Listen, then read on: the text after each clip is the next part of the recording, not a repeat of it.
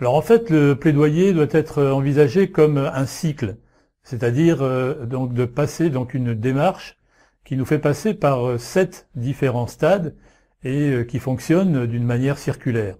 Alors on a d'abord une première étape qui est le développement, donc l'identification des questions de plaidoyer.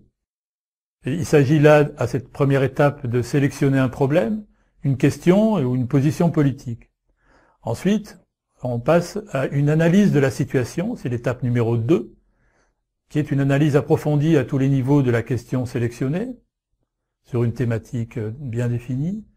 L'étape numéro 3, ensuite, c'est le développement de la stratégie de plaidoyer, avec l'identification des principaux jalons du projet.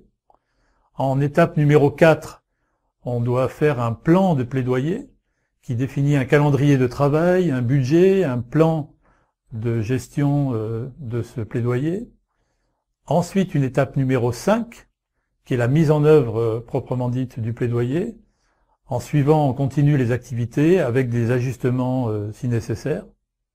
Une étape numéro 6, très importante, qui est l'évaluation de l'impact du plaidoyer sur les personnes, le public cible, donc qui contribue à proposer des améliorations et des remaniements au niveau du programme, du projet.